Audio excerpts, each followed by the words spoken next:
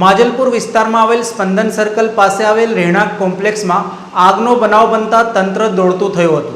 વડોદરા શહેરના માજલપુર વિસ્તારમાં કેબલિંગની કામગીરી દરમિયાન ગેસ લાઇનમાં ભંગાણ સર્જાતા ભીષણ આગ ફાટી નીકળી હતી। સ્પંદન સર્કલ પાસેના રહેણાંક કોમ્પ્લેક્સમાં ભીષણ આગ ફાટી નીકળતા કેબલિંગની કામગીરી કરતા કર્મચારીઓ દાઝ્યા હોવાની પ્રાથમિક માહિતી મળી હતી। આગના બનાવમાં સદનસીબે મકાનોમાં રહેતા પરિવારો સમય સૂચકતા વાપરી બહાર નીકળી જતા આગની ચપેટમાં આવતા બચ્યા હતા। આ અવસરે દુકાનો પણ આગની ચપેટમાં આવી હતી। ગેસ લાઇનમાં લીકેજના કારણે આગ લાગી હોવાનું પ્રાથમિક અનુમાન છે। આગની વિકરાળતા જોઈને ફાયર બ્રિગેડે મેજર કોલ જાહેર કર્યો હતો। ફાયર બ્રિગેડ દ્વારા આગને કાબૂમાં લેવાના પ્રયાસ હાથ ધર્યા હતા। ઘટનામાં 4 જેટલા લોકો દાઝ્યા હોવાની પ્રાથમિક માહિતી મળી છે, જેઓને સારવાર માટે એસએચજી હોસ્પિટલ ખાતે ખસેડવામાં આવ્યા હતા। આગની ઘટનાને લઈને ચીફ ફાયર ઓફિસર પણ ઘટના સ્થળે આવી પહોંચ્યા હતા। ઘટના સ્થળે લોકટોળા એકત્ર થયા હતા। ભીડને ખસેડવા પોલીસ પણ કામે લાગી હતી। સ્થાનિકોના જણાવ્યા અનુસાર ફાયર બ્રિગેડને ફોન કરતા તેમણે ઉપાડવામાં મોડું કર્યું હતું। ફાયર બ્રિગેડે પાણીનો છંટકાવ કરીને આગને કાબૂમાં લઈ કુલિંગની કામગીરી હાથ ધરી હતી।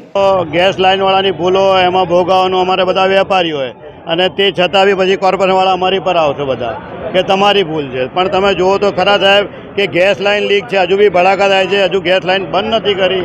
હવે એ લોકોને ખબર તો પડી જોઈએ કે ફાયર બ્રિગેડવાળા એમ્બ્યુલન્સવાળા આટલા બધા આવ્યા છે તો એ ગેસ લાઇન બંધ કરવી જોઈએ। પણ એક હા એવું કંઈક હતું। હવે અમે તો અહીંયા રહેતા નથી, છોકરાઓ સ્ટાફ જ રહે છે અહીંયા, અમે તો ખાલી જોવા આવીએ છીએ। હા, એક છોકરો મારો દાજ્યો છે, એને હોસ્પિટલ મોકલ્યો છે અત્યારે। એસએસજીમાં એટલું બધું નથી, પણ એને બધી જ્વાળા લાગી છે, અગ્નિની જ્વાળા લાગી છે ગેસ। એ હમણાં કલાક પહેલાંનો છે સમજો। હા, ફાયરવાળા આવી ગયા ત્યારે તો આ બધું કાબૂમાં થયું, નહીં તો થતું। इंद्रप्रस्थ कॉम्प्लेक्स मांजलपुर में 3 दुकान में आग लगी है, ऐसा हमें कॉल मिला था। उस कॉल के बेसिस पे 4:55 में हमें कॉल मिला था। कॉल मिलते ही बराबर हमारी 3 टीम जो है एट ए टाइम वहाँ पर 3 स्टेशन से टीम डिप्लॉय हमने कर दिया था और सिचुएशन को हमने तुरंत सिचुएशन को अंडर कंट्रोल कर लिया है। आगे का कूलिंग ऑपरेशन अभी चल रहा है। सर, स्थानिकों का आक्षेप है कि गैस लाइन है उसके अंदर लीकेज हुआ था।